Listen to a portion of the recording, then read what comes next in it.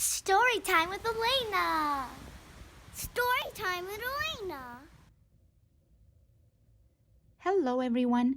Today's story is Freddy the Foster Frog Finds a Friendly Family by Gravante, illustrated by Kaelen Felix. Elinor finds Freddy. One evening, many months ago, after watching her favorite variety show, Elinor found a little frog hiding outside behind the trash. Sadly, she noticed that his eye had a large gash. Frightened little Freddy looked very mad. He was loudly wailing and was more than sad.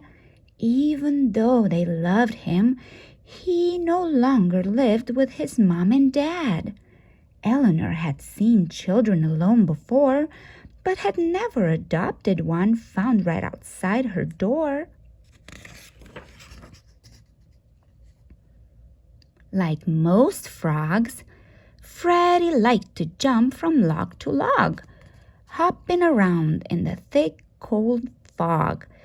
He ate lots of crunchy, wiggly bugs with all his friends, the slippery slugs.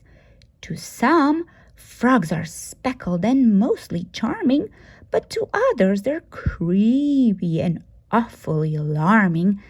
Tadpoles hatch out of eggs with their sisters and brothers and might hang out with their fathers and mothers.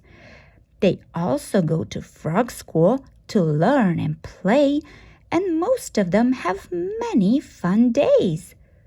But unlike most frogs, Freddy's family, who lived in the shack by the pond, kept him from roaming away and beyond. The one night he left, hoping no one would see, he hopped and he ran as frightened as could be. Exhausted, he fell but went on with no plan, tripping and limping to hide by the trash can. Elinor had a very young and loving heart, and though now old, she longed to do her part. Even at the age of 93, she still felt as if she was 19, fearless and full of life. She didn't want to miss a thing. Elinor's heart grew big over time and knew that not helping would have been a crime. Not all stories end in adoption, but eventually the story does. So when old Elinor finally adopted Freddy, the news was all a buzz.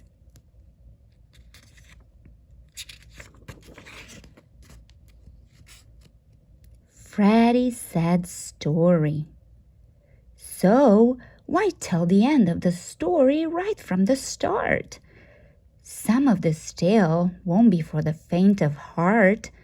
There are some sad parts and scary parts too. Also, there are fun and laughs as Freddy grew. So, after raising her own children the best she knew how, Elinor found herself alone without a pal. Now, what will I do with my very long days? She sighed as she shuffled slowly down the hallway. How do I help others in desperate need? At this phase in life, I can help orphans succeed. Elinor believed adoption satisfied her desire, then realized it wasn't all about her. Her purpose was higher. So, when Elinor found Freddy hiding behind the trash one night, she thought this might be another chance to do what's right.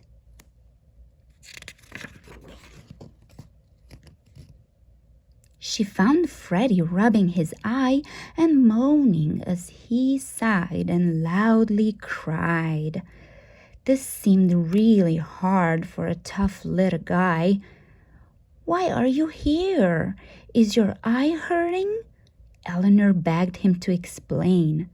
"Are you in pain? Is your ankle badly sprained?" Elinor finally realized that her questions were rude. She didn't even know this cute little dude.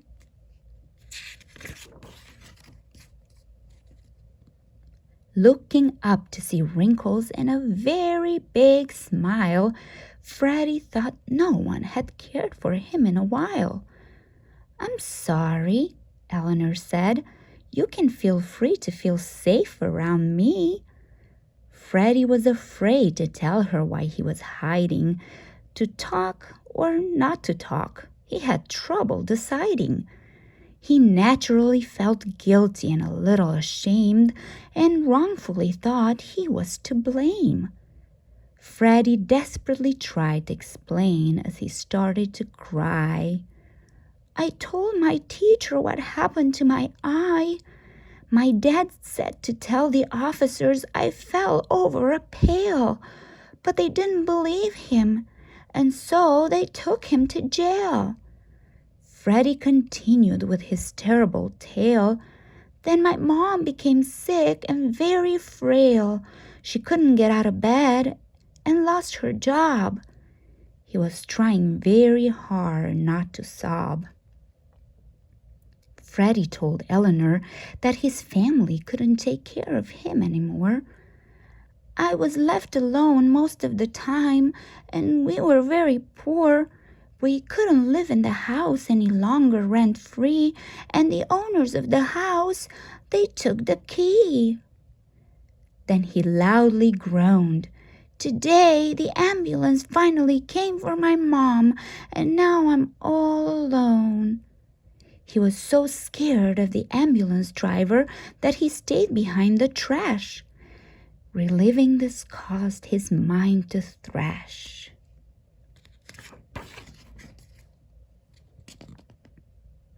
With eyes wildly looking this way and that, he flopped on the wet ground with an unfortunate splat. "No one will want me," he cried, his emotions to convey. "It's been a very bad, horrible day." Though Freddy was spilling his guts to someone he didn't know, somehow it felt safe for his emotions to show. Elinor softly dried his tears, whispering, "I'm so sorry. Would you like to go with me inside so I can try to fix your eye?"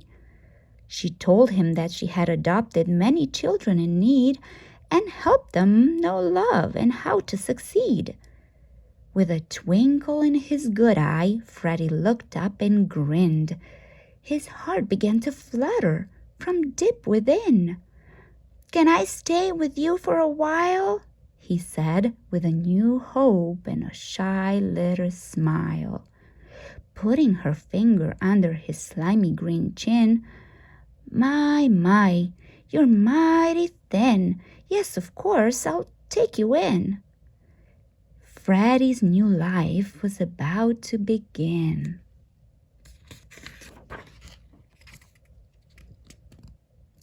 Elinor and Freddy relax at home. Elinor's house was nestled between water and trees. It was not cluttered and scrubbed nice and clean. Freddy felt as if he were in a perfect dream. As he sat in the window, finally at ease, Freddy could hear the gentle breeze. Musical sounds of other frogs were chirping. Instantly the memories of the past were lurking. Taken far back and now fully spellbound, his lonely heart said, "Pitter-pat, pound."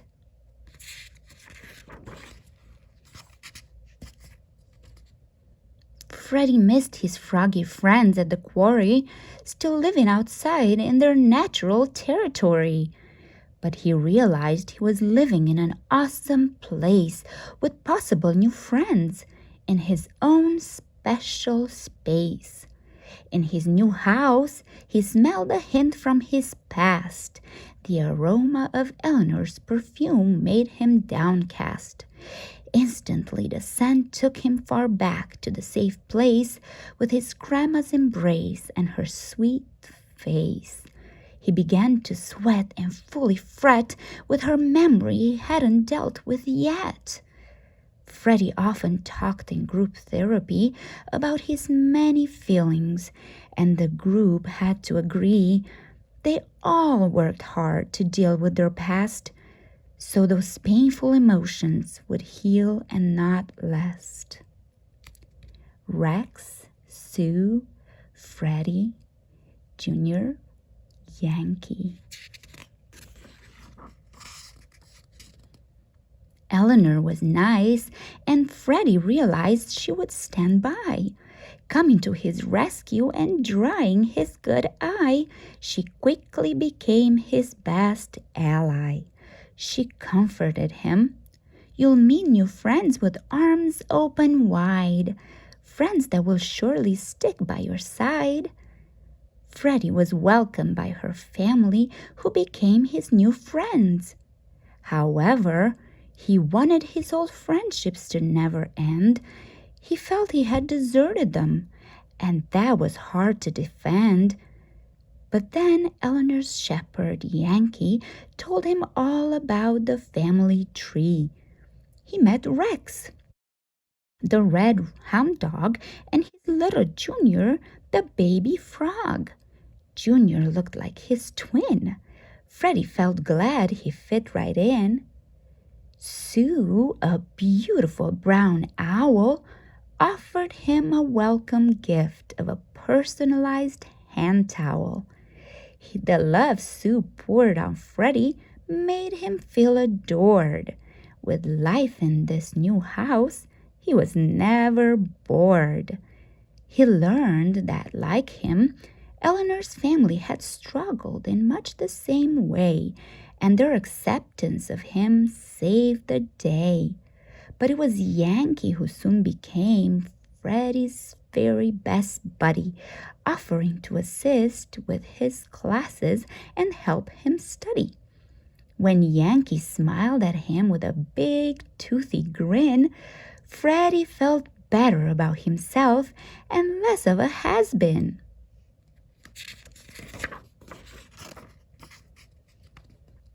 Friends find fun.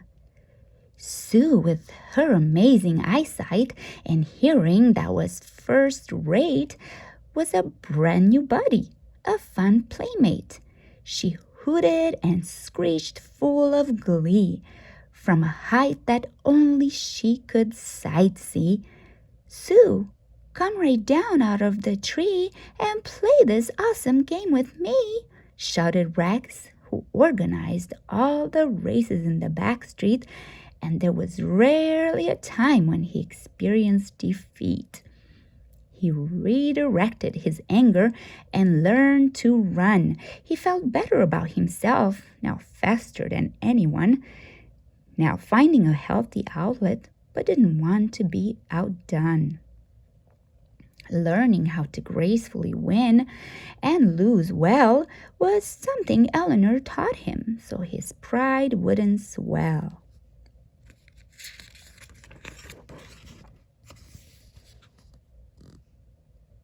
Rex had trouble with losing in his past, but now encouraging others was what she had asked. He began to see true wisdom because it was all about love, straight from his new perfect father above. Then Junior showed his skills with a jump and a hop, leaping over the river rocks, landing right on top. He also learned about being a good sport, putting others first and their achievements report. The family quickly grew to love Freddy's fun side too. He loved to run and hide and then jump out hollering, "Boo! Apple, peaches, pumpkin pie, who's not ready, holler I! Ready or not, here I come!" They were always ready for family fun. A new neighbor, a spiky and cute hedgehog named Finn, showed up to play, his clothes held by a pin. Life at home for him was rather grim, as he was often left alone and he'd lost his grin. Elinor sensed there was more to his story and felt he needed love and not to be discriminatory. He'd come to play hide and seek till the day was done, as time spent at Elinor's was a lot more fun. But during play, others would search for what seemed like hours, often forgetting he liked hiding in the garden flowers. He would go very, very deep underground and would stay quiet, barely making a sound, until they begged for him to be found. Come out, wherever you are. You've taken this thing way too far. Elinor taught them to play hopscotch and other games too. Their crazy antiques made the house fun like a zoo.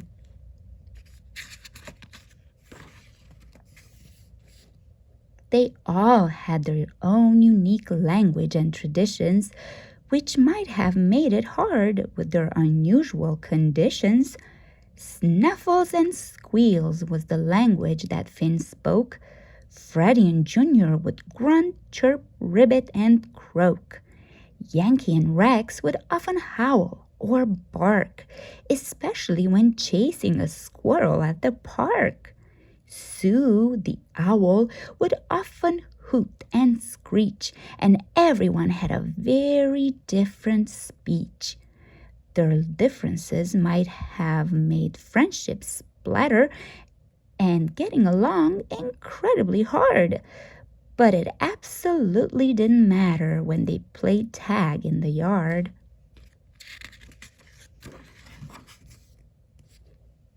Late in the afternoon, Elinor called, "Dinner is ready, so come wash your faces." The children were never ready to come in from the races, but they knew to be polite and respect Elinor's place. They loved her old table set with linen and lace. Elinor taught them that true families together should play and eat together every single day. Bowing their heads to give thanks was new, and at first they thought praying was a bunch of hullabaloo. But over time, they realized the secret of saying grace. Giving thanks in all things, they learned gratitude had its place. Love, acceptance, mercy, hopefulness, compassion, empathy, helpfulness, faithfulness, humbleness, courage, joy, peace, patience, kindness, gentleness, goodness, self-control, generosity.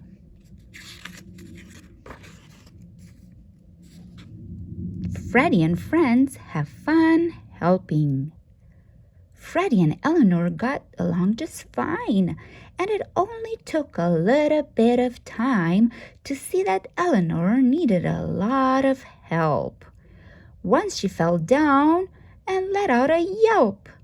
She often cleaned until she was dizzy, working many hours. She was always so busy. Although Elinor was active, she was very old. Working while using her walker was a sight to behold.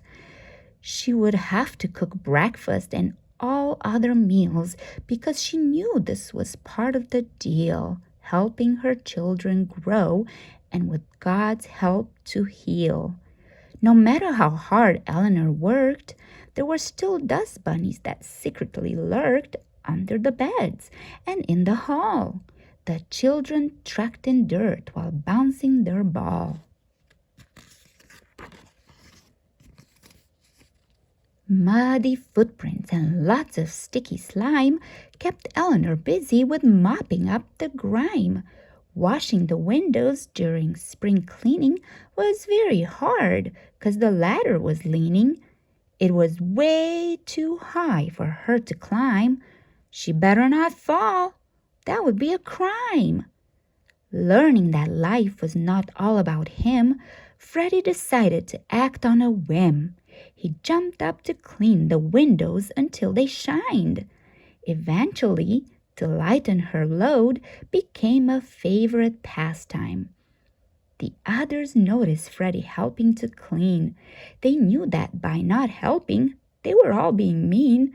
So they all pitched in happily now to help with their mother because finishing the chores was actually helping each other.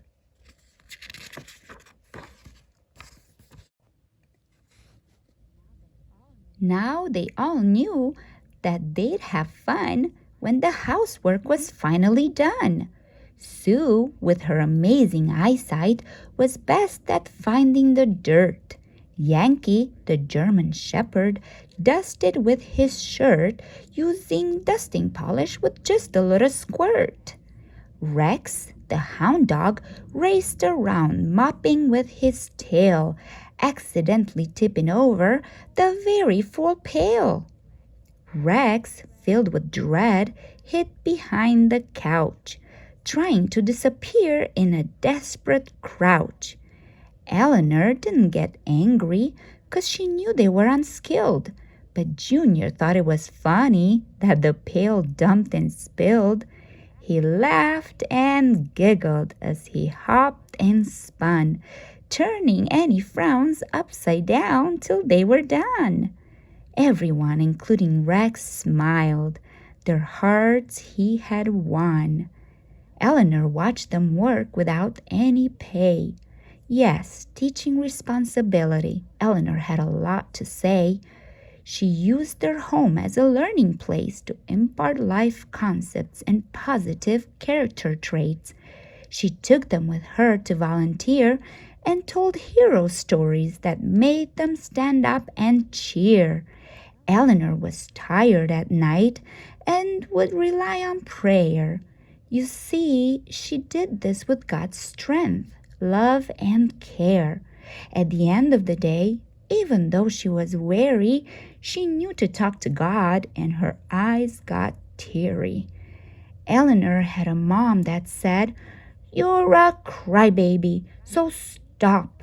She learned not to cry and accept her hard lot. Much later in life, she found crying was okay and knew God caught her tears when she bowed to pray.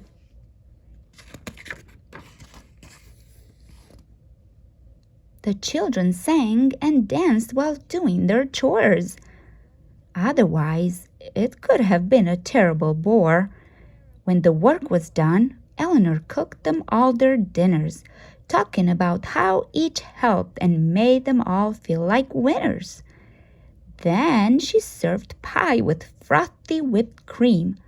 I'm glad we worked together as a team to keep the house nice and clean. Tick-tock, it was 8 o'clock, and Elinor said it was late and time for all to go to sleep. But the children wanted to wait. And Freddy, as usual, was not really ready and wouldn't count the sheep. Instead, he leaped on the bed, then fell on the floor in a heap. Then the others started jumping up and down, playing leapfrog as if going across town. Patient Elinor was used to Freddy jumping like a frog, and she knew they'd soon be sleeping like a log.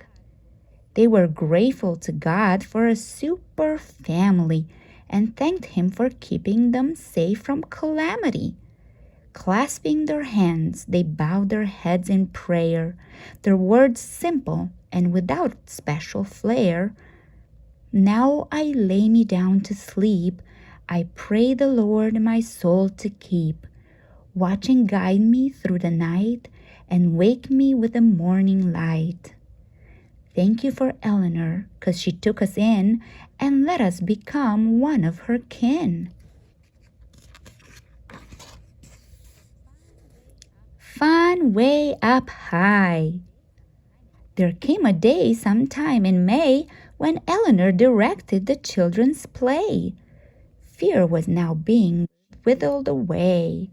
She knew they never had a chance to zip line across the great expanse because of their previous circumstance. But with the idea of going fast on a zip line, she hoped their courage was now just fine.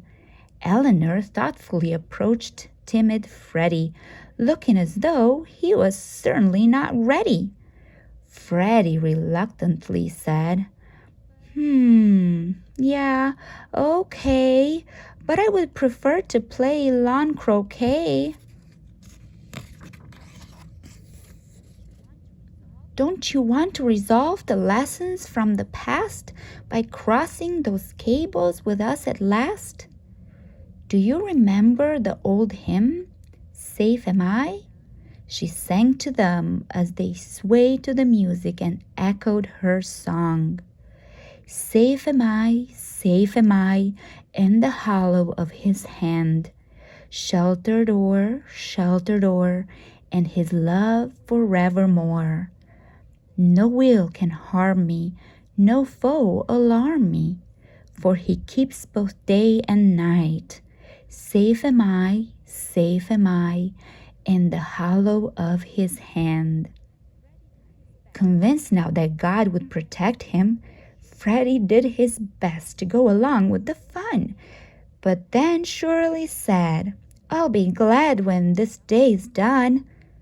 The others knew that Freddy might struggle to be brave, as he'd come partly out of his fear-filled cave. They had watched him attempt new things that were hard, but knew in their hearts now he was rarely off guard. Freddy enjoyed the adventures they'd found their way into, helping him grow with each amazing breakthrough. Each of them struggled with their own emotional baggage, but now God's love gave a more even advantage. And the love and care that their mother bestowed helped them halt the destructive mode. They didn't want to lose their shine for life just because they had experienced awful strife. The rotten rust from calamity got scrubbed away to make room for more hip-hop hoorays. Sue found it easy to fly amongst the trees. "I'm tied and tied between my knees. These safety straps make me feel squeezed." Looking up at the zip line, Freddy was finally at ease. "Let me jump into the harness and zoom away." As he smiled and took off without delay, Rex offered to help Junior, who was now in tears. Although Junior had grown in the past years, and now growing fast by leaps and bounds, he still couldn't see himself so high off the ground. But when Freddy made a choice not to stay on land, he determined to be a super role model and take command, turning tragedy into triumph and fly like Superman. Junior eventually whispered to Elinor, "This isn't easy," as they all zipped away, but he saw over and over they had returned to play. "I'd like to try, maybe it won't seem so high," imagining himself as a butterfly. Elinor enthusiastically paid his way and watched Junior face his fear and zip away.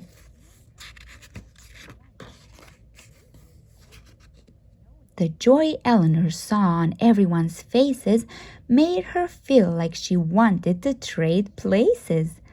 Knowing she was old, yes, more than old, she felt she didn't need to be told. She thought it would be wise to stay on the ground and enjoy watching the adventures they had found. She worried that maybe she shouldn't risk her health. Had she let doctors put her fun on the shelf? Yet at age 93, she still had spunk and refused the fear that had put her in a funk. "In my heart, I feel I'm still 19, and I really don't want to miss a thing." Elinor chatted with the tour guides as they encouraged her to try. They assured her she'd be safe, high in the sky. She had to decide. Should I try and fly?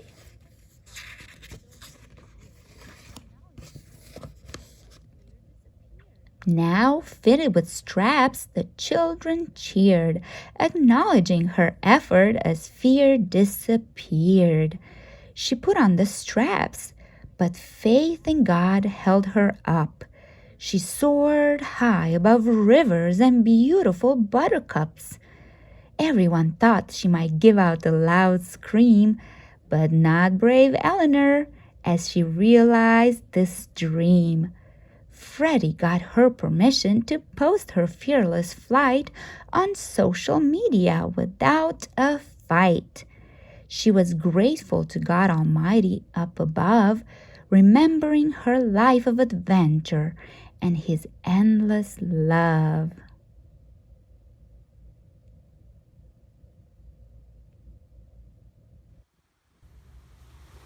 Thank you for watching Storytime with Elena. Don't forget to subscribe so you can be notified when a new story is posted. Goodbye.